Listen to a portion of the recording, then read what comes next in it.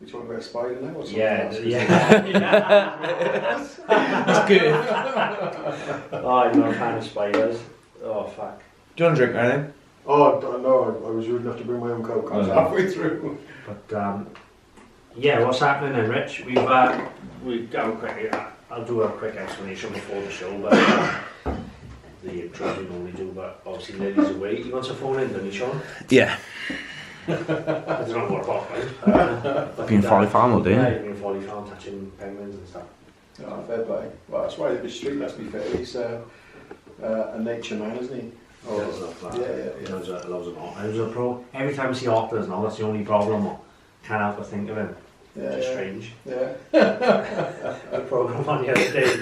It's weird. I love his selection of t-shirts and stuff like that. But, he was gutted because the one I actually kept for myself was the one he liked the most. But I gave a couple to Will Ginge. Yeah, and so I had one or two. So all different designs and stuff. But mostly about him touching otters. But yeah. One of the girls, I'll tell you this. One of the girls who did some work experience. She's a niece of a friend of mine, and I'm at the police station one night. I finishing the police station like 3 a.m. And I never go to the police station. Like loads of solicitors go in a suit and some go dressed really smartly and stuff like that. How I am now, this is actually probably smart for me to go to a police station. Like I actually know some clients who don't know and must think, oh, what the fuck is going on here? But you know, it's not about what I look like. It's about what goes on upstairs. So I'm not too bothered about that. And the inspector said to me once, he said, bit underdressed, aren't you? And because I'm a cheeky bastard, I said, listen, your boys are paid to wear a uniform. I said, I'm paid for what goes on up here, which he didn't quite appreciate. But she was outside the police station, a little bit distressed. I said, what's going on? Her boyfriend's been arrested. She's wearing next to nothing. It's 3 in the morning, right? She's obviously shivering. I can't pay you. I said, listen, I had a t-shirt and a hoodie on over the top because it was freezing. I said, I have this hoodie.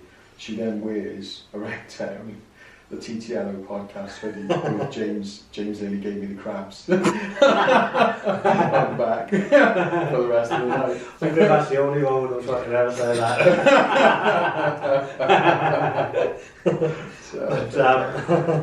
I put on, obviously when we knew he was coming on as a special co-host, I think you might only be the second one we've ever had. We've had Ricky first, yeah. Turn the rights out. Yeah. Becky Pinhorn said he always comes first. I'm sure Ricky wouldn't argue that.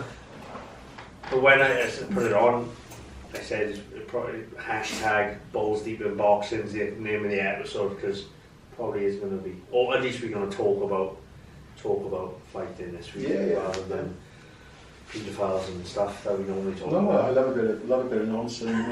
Depending on. And yeah. Listen, I love the Flat Earth episode. I know, afterwards you were like, oh, that was a bit fucking.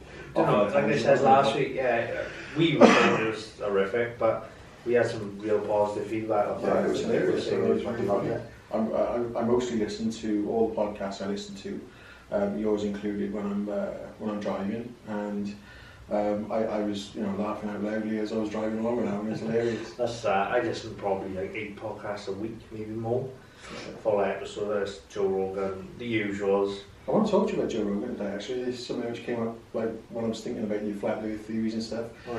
Joe Rogan, because one of the things aside from MMA and stand up, but Joe is balls deep in his conspiracy theories as well. Yeah, crack on, go on. No, we'll come to it. But the podcast, the first ever one I listened to properly, which got me really into them, was the Shannon Briggs podcast with Joe Rogan. Alright. Which I thought was, I listened to it walking to the gym, and I was like, I can't stop listening to this. So I mean, I had to keep it on while I was in the gym, man. It was that good, and just I thought I like this, and then I carried on listening more. Done one really. I probably listened to, I'd say, 80% of all of them, majority of them, and they're obviously I branched off to more comedic ones. Yeah. And that's probably why we try doing what we're doing now. Like we get 4 listeners, 5 listeners, or whatever it may be, but those 5 seem to enjoy, which is the main thing. Do you know what I mean? But like I said, we call this episode balls deep in boxing. There'll be a bit of MMA, like Cage Warriors was last night. I was there. It was fun. We'll get that out of the way before we get into boxing, because you've got obviously releasing big news this week as well, which we'll talk about. Cage Warriors last night. I was just talking to Sean and I was lucky enough to be there because we had a boy fighting on the undercard. Oh, nice. Josh on the amateur undercard, so we were there. It was an all-day job. We got there at 9 in the morning. I wasn't away. Because obviously I was involved in Cage Warriors for a little while. I was doing hand wraps, cuts and stuff like that. And it was kind of a groundbreaking thing for me. And when I actually first started to find my feet in relation to doing it properly and not looking like a complete muppet, because obviously I've done a bit of MMA, not competed because I'm too old, sadly. I mean, by the time UFC came on the scene and became mainstream, you know, I was an old man, which is a shame because, you know, it's something I would have loved to have had a pop at. I mean, you know, done taekwondo, I've got belts in taekwondo, aikido, judo, karate, kickboxing. You know, I had a little dabble with a bit of everything. So, you know, I've had kind of a good grounding, and to be good in MMA these days, you know, obviously you've got to have a good grounding across everything. Yeah, you can't just be good at one thing anymore. Exactly, yeah. So, you know, I probably would have been quite well suited to it. But, you know, sadly the ride was over for me bodily by the time it kind of got to prominence. But it was an eye-opener. I've cornered from amateur boxing, Amalido, to Welsh Championships, to, I mean, Cage, BKB, MMA. I love your take on BKB, sorry to cut across you, but with the old BKB, what I found really unusual is, like you are the type of guy, you know, sensationalism perhaps is perhaps the wrong word, but you know, you love a bit of violence, but you seem to be genuinely shocked by the level of violence in BKB. I like it's a strange, even I find it a little strange, because I'll watch MMA, and if there's a good shin to the dome knockout, good egg kick knockout, I'm up on my feet before. Like last night there was a fight in Cage Warriors, two English fellas. They had fucked with each other for 3 rounds. It was a rematch. I can't even remember the name now. They had fucked with each other 3 rounds. Third round, there was like 40 seconds left. The guy who was winning nearly knocked the guy out. Mark Goddard just about to jump in and stop it. The guy thought, no, fuck this, threw back, caught him, and stopped him with like 20 seconds left, knocked him out. I was on my feet. I was like, oh, that was outstanding. But then, I mean, head kick knock or whatever, I'll be like, that's great. But when I went there live on BKB, I can appreciate the boxing aspect and the bollocks it takes to get in there. Regardless, like some of them you looked at them and it looked like they just rolled out of a pub. Yeah. You're like, this guy's not an athlete, but they get in there. They're tough as fuck, regardless of what their skill set might be. They probably want, in some of the fights, they want a jab thrown. It was just all out, balls to the wall. Yeah, I'm trying to take your head off, that's it. Entertaining nonetheless, but being there that close, you know, in the corner with him coming back and you're in the shots, and it's not for me. And my brother, surprisingly, said pretty much the same thing. He was like, it's fucking brutal. It's a different kind of sport. Like boxing is brutal, no, the sound and MMA. You hear the shots, the leg kicks, the whack, and the good body kick, and the snap of the shins. Yeah. That and like last night, Josh Reed in his fight, he chucked a kick straight up the middle, boom, hit the guy in the face. Didn't knock him out, but everyone was like, yeah, fuck, woo. But that didn't bother me. But then we go to BKB and it's like, oh fuck me. Travis Dickinson, he was a top level boxer, British level. He was on the show that Lilley was on. Tyler Good-Jones, also good level. Yeah, he's very good. The show in Liverpool, Travis Dickinson was there, and I was like, said Lilley, this guy's fucking good, and there's Tandino. Like, I'm pretty sure he was like, I know he's English champion, fighter, he was in a thing. He was like British level, he was very good. Do you look at guys like that and think maybe it's a little bit unfair that they're competing with some of the level of fighters that are That's not a matchmaker though. That's it's not their issue. No, everybody, like I knew who he was, and I expect his opponent knew who he was. So it's, you know what I mean. It's up to them if they want to take the fight. Like Lafferty, I don't know if he got a pro boxing background or anything, but I know he's tough as fuck, and he's going to keep coming. But he knows that Lilley used to be a pro boxer. He knows that Lilley's a pro MMA fighter. think it bothers him. I don't think so. He knew that Tyler Goodjohn was British level, top fucking level. But maybe those guys are a bit too brave for their own good. That's the problem. That is like Travis Dickinson got in against Ivan Golden Zelic. It was another Croatian, and he dropped him. He was like boxing wise, class above him. Dropped him, almost folded like an accordion on the spot. He did. Down he went. Didn't just fold it. Got up, tough, carried on, and just like halfway through maybe the second round, just stuck his head down and threw a big overhand. And hit Travis Dickinson. Next thing, his eye literally exploded out of his head. It was out here. It was one of the worst. It was like Enzo Bremer, but worse, I would say. And like Baz, the ref, the big bad Baz. He was like, nah, it's over. Like, Travis Dickinson was like, no, I'm alright. He was fucking. He couldn't see a fucking thing. I'm alright. I was like, right, that's definitely fucking broken orbital. Cheekbone probably gone as well. He can't see a fucking thing, and he still wants to get around like, oh no. I heard the argument though that I think it was Wally that said it to Lilley, and he said with the BKB, because it's a professional boxer might not necessarily do as well in the sense that because they're coming up against brawlers. Whereas if you'd taken these people that aren't boxers but they're brawling and they're fighting in BKB and put them in professional boxing with the gloves and stuff, they'll have their head boxed off. Do you know what I mean? But you know, because it's the bare knuckle, and do you know what I mean? We'll counter that go through whether it suits them more. The 2 out of the 3 shows that Lilley's boxed on, Lilley was the best boxer on the entire card. This main event, whatever, the best boxer on the whole card. By a country mile. Robin Black was saying it, all of them. But Lilley's best boxer on shot. Just working off his jab. And there was brawlers on it. There was Lilley fought, the one I called him, he fought an MMA fighter, Morgan Starkey. And Morgan Starkey was just throwing overhands. Massive overhands.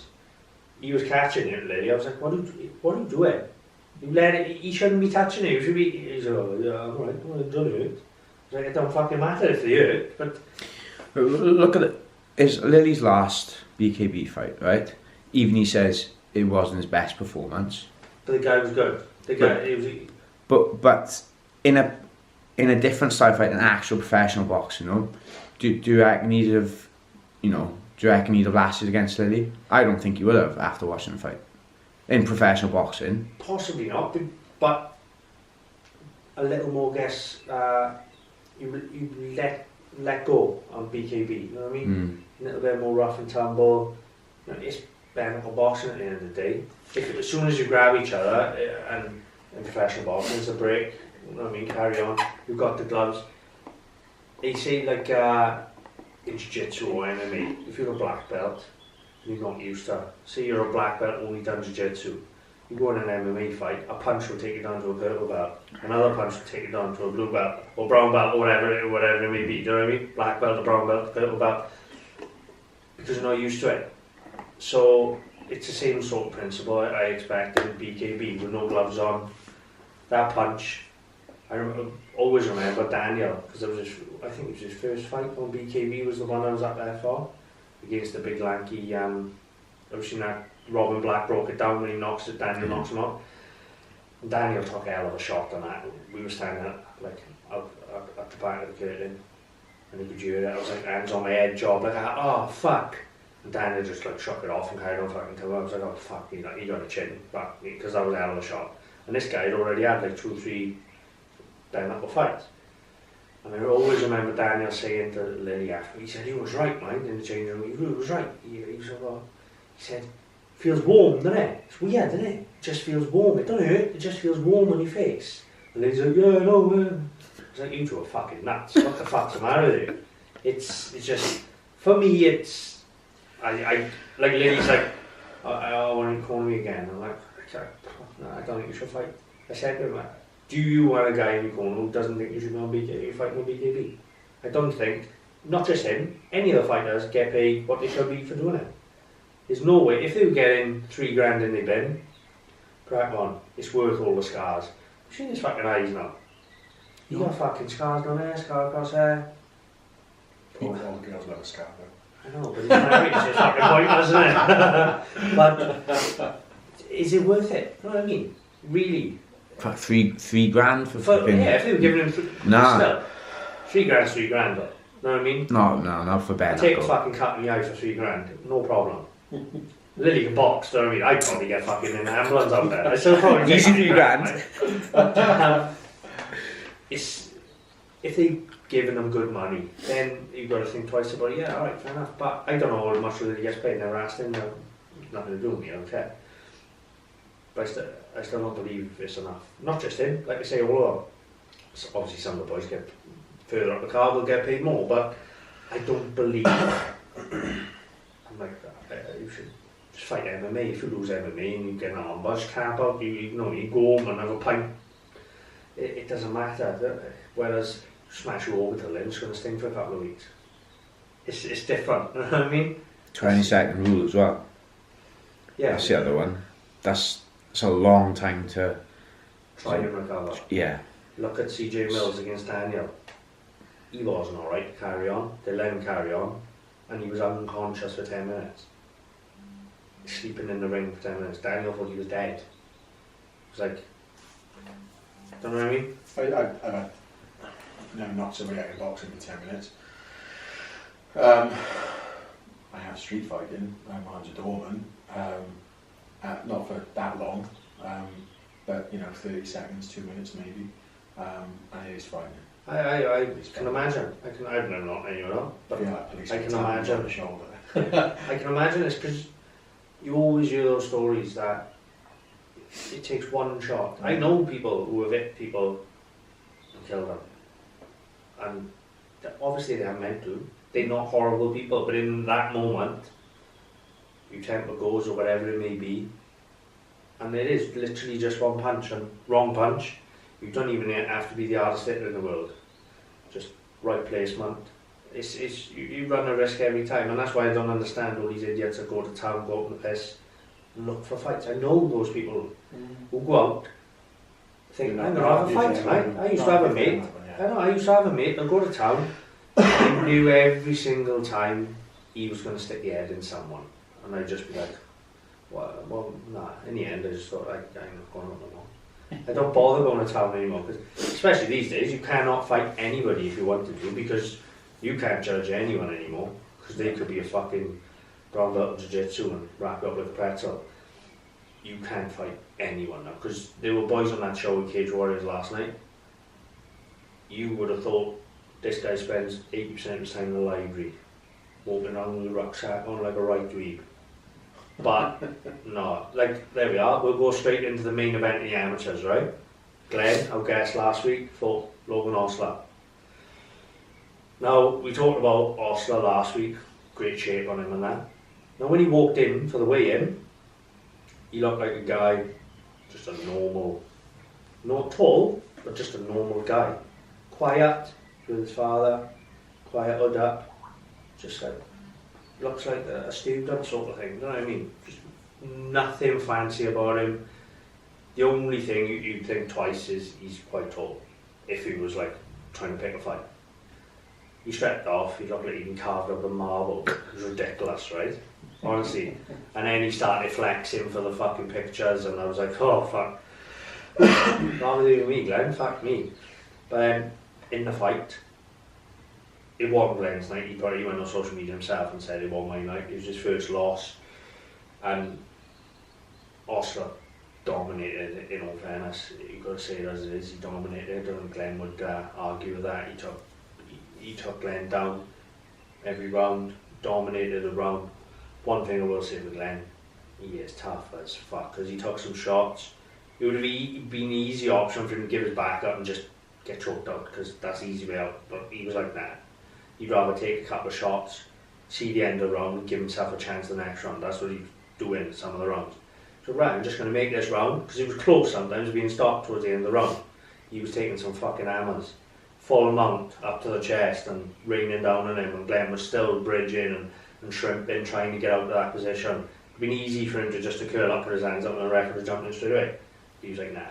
I'll get the end of this, and I'll get myself, we back on the feet at the start of the next round, give myself another chance. You just used two words there, right? Bridging and shrimping. Now I know what they mean because I play BJJ. Do you ever think there's people that tune into the podcast sometimes who perhaps might not know what those terminologies are? Google it. Do you want to check it out? Check it out then? It's hard on an audio podcast because I have to get on the floor and fucking demonstrate. Let me see you thrust those hips. It's just a way I'm trying to get out of top mount. If you don't know top mount, we could go in for hours on this. Well, bridging is literally lifting the hips, pushing up, trying to buck somebody off you. Exactly. That's the best way to describe it, trying to buck them off. Shrimping is sort of shifting your arse out to the side, like you would in bed, sort of. Hey. But he just didn't give up, and he come out after it, like I seen him afterwards, and he was like, "Oh well, not my night." He said, "Never mind, fuck it." I was like, "You tough as fuck." I said, "Fair play." He was like, "Fuck it, it happens." And I had questions about Osler because he never had an amateur fight. He'd had no headshots. This was his first big amateur fight. Glenn's a fucking legit amateur. He's second in Britain, Glenn is. He's a legit amateur fighter. Also on the big stage as well. I went there. I was there. Like I said, we were there all day. In the arena, looked like Dino looked at it. I was like, oh, fuck, this is the big show. Like. I got to say, Cage Warriors is an incredible show. It was unreal. It is. The organisation that goes into those shows is unreal. Took a picture from the top of the arena where we weighed in. Like Josh, our guy, he's competed all over the world in judo, European Commonwealth champion judo. He was telling us about when he went to Brazil to compete in South Africa. He's legit, right? He lived with Mason Jones, who was co-main event for 2 years, best mates. They were both British champions at the same time. He's a proper athlete, but he's the most quietest, nicest kid you've ever met in your life. Right, done some water, Josh? Oh yes, thank you. I'm like, stop saying thank you. Don't worry, I'm just giving you some water. Most fighters are really humble like that. He's so polite. He's like, you would not know he's a fighter apart from his some years. Do you know what I mean? But he was just all in his stride, and I'm like, fucking took a picture from the top of the empty arena with the cage and all the banners and the lights. Text my brother, I'm like, what the fuck am I doing coaching here? He texts back, like, what the fuck are you doing there? He was like, who's on? I was telling Josh, and he was like, fuck, that's quality. He said, let me know. But he was like, I was like, fuck, I'm winging it, right? And he was like, nah, it's good. He's supposed to be, he said, this is... No, it's the academy, innit? That's what, it's a good stepping stone for amateurs. Exactly for me, who's a big fan, you know what I mean? More of a fan of MMA than I am of boxing now. It was like, we went in change room with nobody, everyone else had fucked off. We were in the arena all day because Dino has had his knee done. Yeah. And he's on crutches, he didn't really go far. And they didn't want to move the van because they wouldn't get it back in the car park. So we were there all day. So we went up in the change room with Bob Plant's there, rapping hands and stuff. And I'm like, it's fucking Bob Plant. And Josh didn't have a clue what the fuck you are. I said, do you know who that is? He's like, nah. It's like, he's the main man. They said, he's chatting away to us. And he knew Dino because he rapped his hands in Bahrain when Dino fought in Bahrain. One of the nicest guys I've ever met him. Ever, period. He was just chatting away to us, telling us about, he was in Russia last week for the UFC, rapping like over him, and he was just talking away, and I was like, that's Bob Plant. And he's only a cut man, but I was like, he's on fucking TV all the time, you know what I mean? Proper fanboy. And then it was like, I was walking on, and then in my mind, he's like on a level, a par with Stitch Duran. Yeah.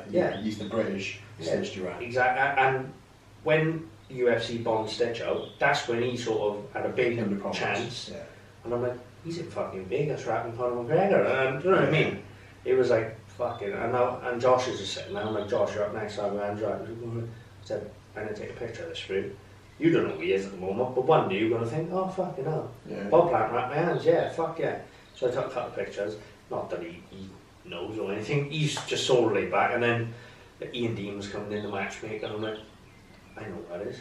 That's fucking Ian Dean. And I told Sean before we started, I had a problem.